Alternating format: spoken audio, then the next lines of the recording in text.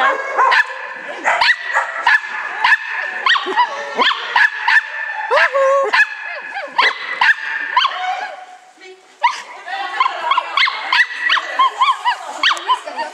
Tyst med dig.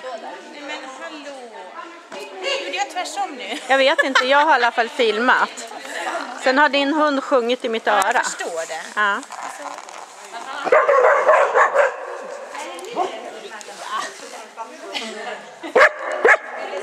Det är mycket med det här.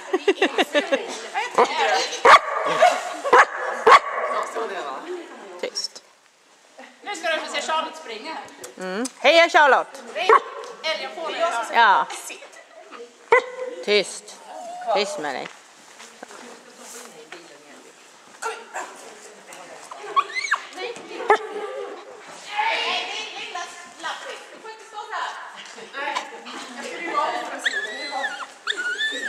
Nu ska hon fram och sparka tummen och sen... Ja. Kom ihåg att du springer dubbelt så fort som honom, så du behöver inte stressa på det sättet. Det var tur att jag fick av Jaså. Bra! Oops!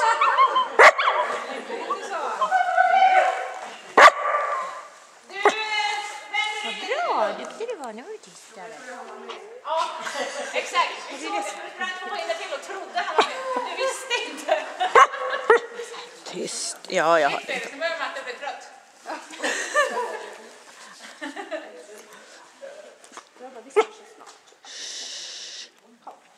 Nej, Liva, skärp dig.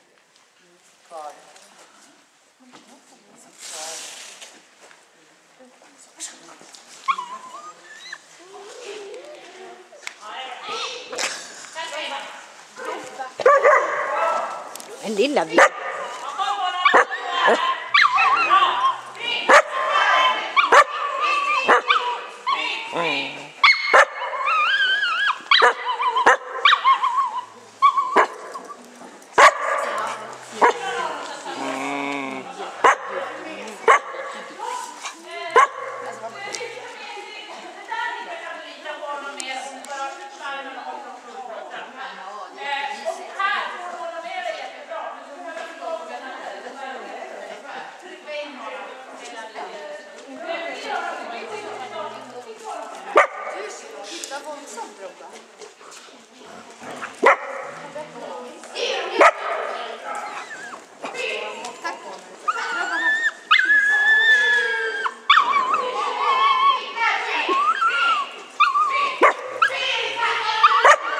Bra!